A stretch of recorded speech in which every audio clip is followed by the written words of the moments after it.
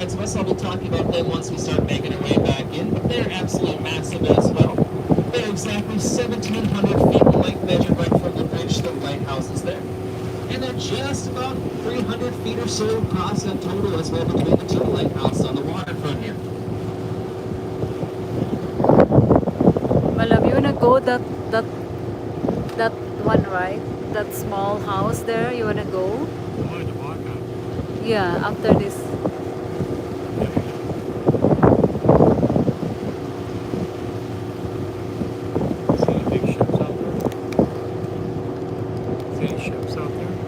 No.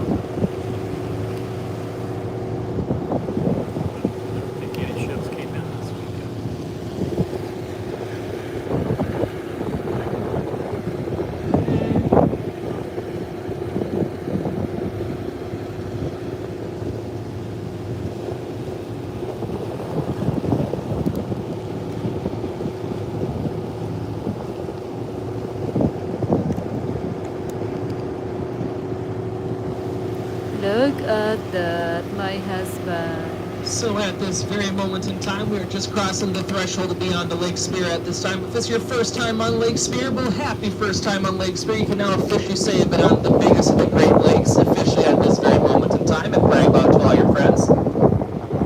Now on our lake porch here, we're talking about a lot of our sites off to our left side or port side of the vessel. So if you do want to get to a good vantage point to see off towards the shoreline here, I recommend doing so now because I'm going to start talking about things. Well, right about now, actually, just off to our port side, you can see a large amount of gray boulders kind of hugging this part of the shoreline here. They're not here for decoration, they're actually here for a much more reason, or better reason, I should say. So for the past 10 to 15 years, this part of the harbor has been hit with really gnarly storms. And some of these storms will make really big waves, upwards of 25-foot waves. And most of these waves actually get onto the shoreline and flood the first floor of these hotels and shops and cause hundreds of thousands of dollars worth of damages. These great boulders are now a new project that's still getting added to this very day. Every single summer they do add more and more and more.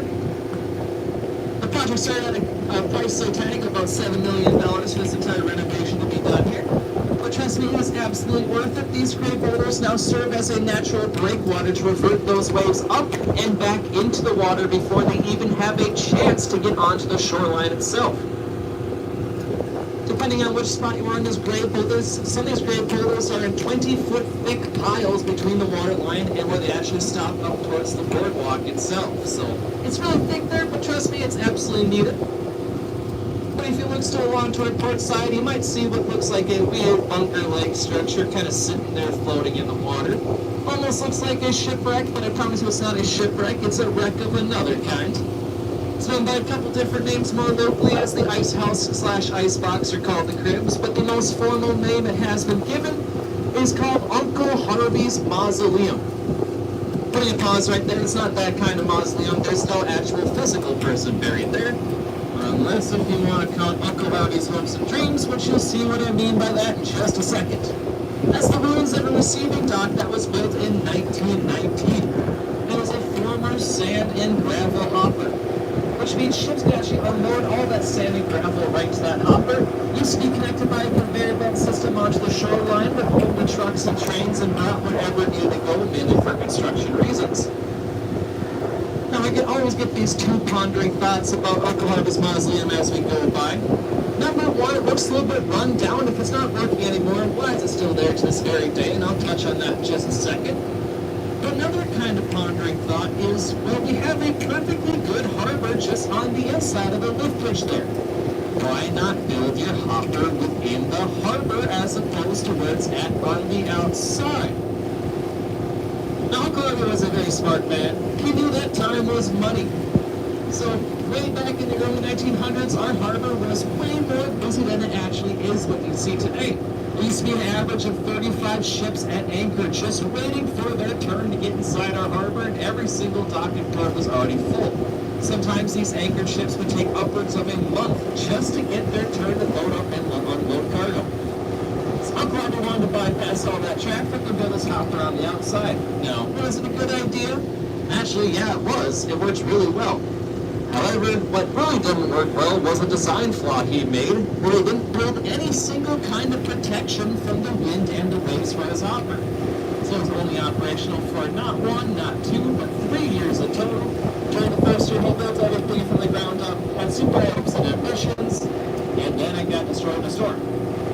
So the second year rolled around, and he built everything from the ground up, had super high hopes and ambitions, and then the second year it got destroyed in a storm.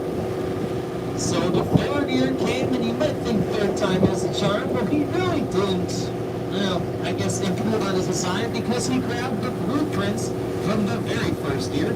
He built everything from the ground up, had super high hopes and ambitions, and for the third year it got destroyed in a storm again.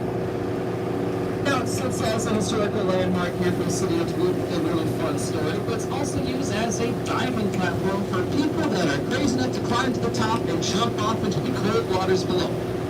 Those are the diving competitions that we did see early on today. Now about a 10 to 15 foot jump depending on what side of the hopper you are on. So if you love jumping off the high things in the cold water, well first of all we have a really good diving platform just next to the tall ships, but once they go down, the other platform you're over there. Now, I'd like to mention the water is super dang cold. Just on average throughout the entire year, Lake Spear's water is about 35 to 42 degrees Fahrenheit all year long. So if you do want to jump into that cold water, being my guest, I won't stop you, but that's why we're on a boat. We're going to keep you on board, so please don't jump overboard while you're on my boat today. If you're going to go swimming, just grab your swimsuit, your long hands, your winter jacket, your hat, and your gloves, because again, it can get pretty cold pretty fast. Now, speaking of things that are ice cold, most of us do like ice cold beer, so I want to talk about this brewery off to our port side at this time. This is called the Old Vickers Brewery, which opened up in the year 1886. When it first opened up, Vickers was the only brewery to exist in all of Duluth and was the first for a long, long time. But Vickers is still open today. They have a lot of cool things going on. They have a historic hotel. They got little shops. They got pubs. They got cool things checked out. But Vickers is very lucky to be in business as of this day, as they had not one but two very significant blows to their business. One in the 1920s and one in 1972. The first one came in the 1920s when knock, knock, knock, the federal government is knocking at their door. A little thing called the Prohibition era is starting, so stop your alcohol production immediately. So to bypass this, Vickers actually made soft drinks and made fudge and other kind of candies to stay in business, which are still used every day too. Second blow came in the year 1972 when knock, knock, knock, it was the federal government once again. They had this wonderful idea to build an interstate that starts right here in Duluth, Minnesota and goes all the way down to Texas called I-35, and they told Vickers it's going to bring so many people to your business. You're going to be absolutely building your popularity, you're going to absolutely pump all the people you're going to be getting to your brewery. As a quick side note, the design of I-35 will run through the direct middle of your building, so you have 3 months to tear down your entire establishment so you can build the interstate directly on top of your building. Have a nice day. We'll see you in a couple months. So a lot of local petitioners actually wrote many letters to the federal government, kind of pleading their case of keeping it as a historical landmark before it was petitioned to be a historical landmark. So Vickers actually weren't on that side of things, a lot of local support, and they're still open doing business to this very day. We'll be along our tree line for a little bit longer. You might see some castle-like structures just kind of poking up above the tree line there. There's the amphitheater at a place called Leif Erikson Park.